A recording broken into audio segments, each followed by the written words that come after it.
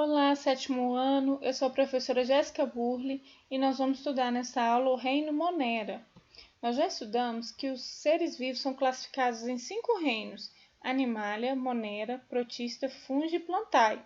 A partir de agora nós vamos começar uma série de estudos, nós vamos estudar bem detalhado cada um desses seres vivos.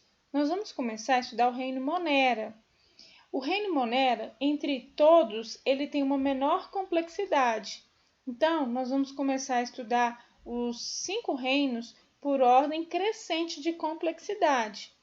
Nós já estudamos no capítulo anterior os vírus, que não são considerados seres vivos porque são desprovidos de célula, ou seja, ter célula é uma característica para você classificar como ser vivo ou não. Então, os vírus não são classificados seres vivos, não estão aqui dentro de nenhum desses reinos.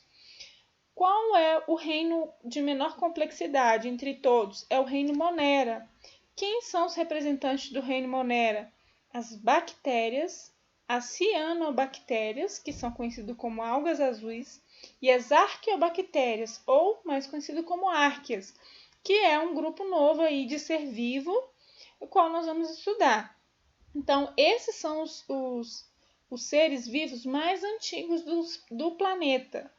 Então, nós vamos entender aqui, olha, são seres unicelulares, ou seja, todos os seres desse grupo é composto apenas de uma única célula e são procariontes. Então, lembrando aí o conceito de procariontes, não possui núcleo verdadeiro, poucas organelas. Então, nós vamos ver aqui, olha, uma estrutura de uma bactéria.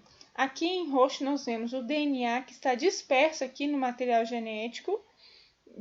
O DNA, que é o material genético, que está disperso no citoplasma, representado em verde. E uma outra característica da bactéria é que, além do citoplasma, ela possui uma parede celular, então uma camada aí extra. As bactérias, assim como qualquer ser vivo, possuem um papel fundamental no ambiente. Como? Nós vamos detalhar isso na nossa aula online. Fixação do nitrogênio. Então, o nitrogênio ele é muito importante para as plantas, porém, em condições normais, as plantas não conseguem absorver o nitrogênio. Então, o que acontece? As bactérias que fazem esse papel.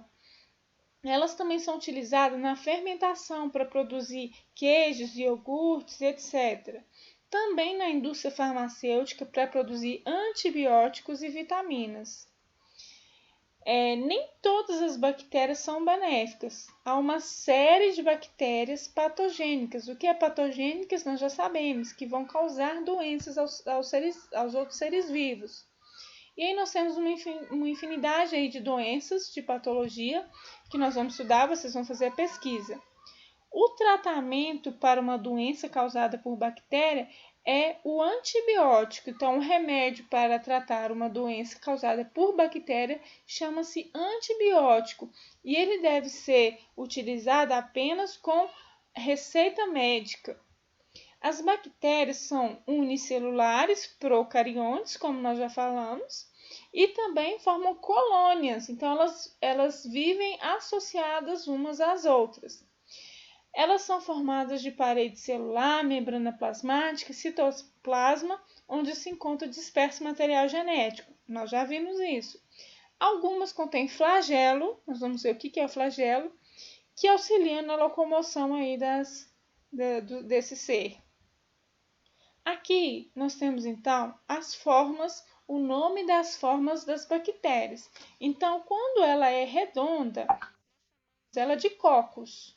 Então, os cocos agrupam-se de várias maneiras e conforme ela vai se agrupando, ela também vai mudando o nome. Então, uma bactéria na forma esférica eu tenho cocos e quando ela se agrupa em 4, eu tenho tétrades. Quando ela se agrupa-se enfileirada, nós temos os streptococcus. Várias bactérias assim, olha. Neste formato, nós temos o Staphylococcus e a sarcina. Então, são bactérias aí que vão causar doenças aí terríveis e essas são a forma que se agrupam. Nós também temos a forma de bastonetes. que são assim, olha, como se fosse bastão, que também são chamados de bacilos. Então, olha só, um bacilo e esse aqui é um vibrião. O vibrião é um bastonete, porém em formato de vírgula. Então, olha só, forma de bastonete curvilíneo ou forma de vírgula recebe denominações diferentes conforme o tipo de encurvamento apresentado. Este tipo de bactéria causa doenças como a cólera e é conhecido como vibrião. Já as espiraladas, não está representada aqui não, são chamadas de espirilos quando rígidas ou espiroquetas, aí nós vamos ver, quando possui corpo flexível. Então, olha só, aqui nós temos o formato das bactérias, então aqui eu tenho cocos, aí tenho diplococos, né, que são duas, streptococcus, que é uma sequência, tétrade e assim por diante. Aqui em formato de bacílios, quando eles estão agrupados assim, eu tenho o Streptobacillus flagella, olha, que possui essas perninhas aqui, entre aspas, né, para ajudar na locomoção, e o esporo. E aqui outros nós temos o vibrião, que é uma forma de bacilo, porém uma vírgulazinha, o espirilo e as espiroquetas. E como que essas bactérias se alimentam? Elas podem ser autótrofas, ou seja, produzir seu próprio alimento por meio de um processo que chama fotossíntese ou quimiossíntese, e podem ser heterótrofas, ou seja, se alimentar de outro ser vivo para poder obter essa energia. E esse outro ser vivo pode ser uma matéria morta, né? um ser morto, ou ela pode ser parasita, tirar nutrientes dos organismos vivos, como fazem com a gente, né? Prejudicando-os.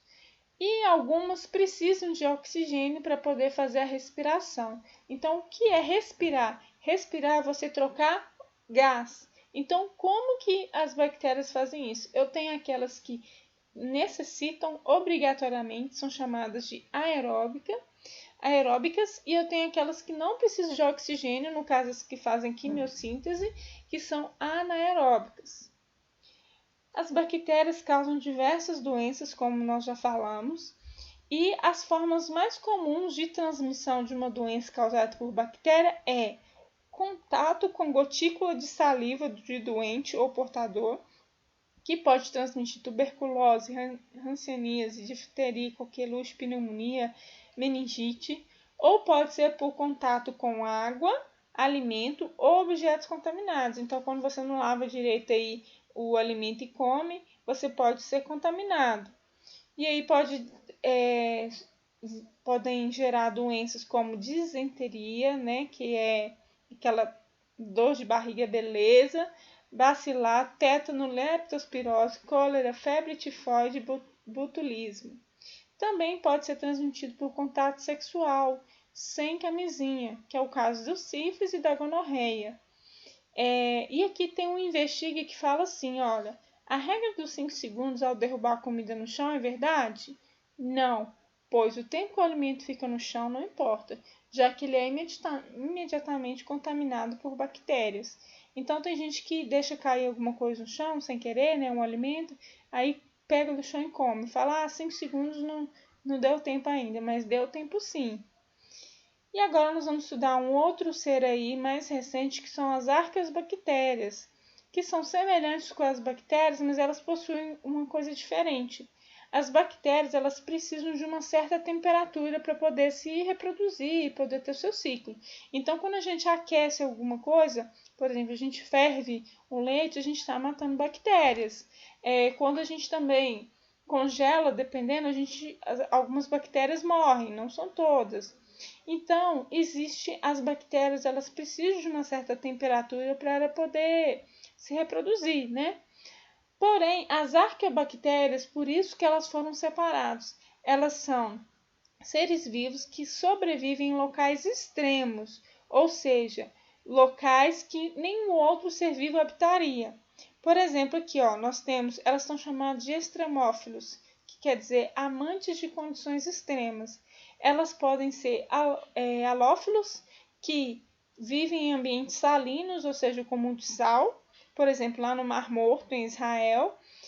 E também pode ser termófilos, que vivem em ambientes muito quentes, onde nenhum outro ser vivo, tipo próximo a fontes termais submarinas, e utilizam energia química, ou seja, elas não utilizam o oxigênio, utilizam o gás sulfídrico. E aí eu vou deixar de para casa para vocês pesquisarem 5 doenças causadas por bactéria. Vocês vão pesquisar a doença, o nome da bactéria, forma de contágio, tratamento, apresentar na próxima aula, e as atividades das páginas 18, 19 e 124 a 127. Um beijo, até mais!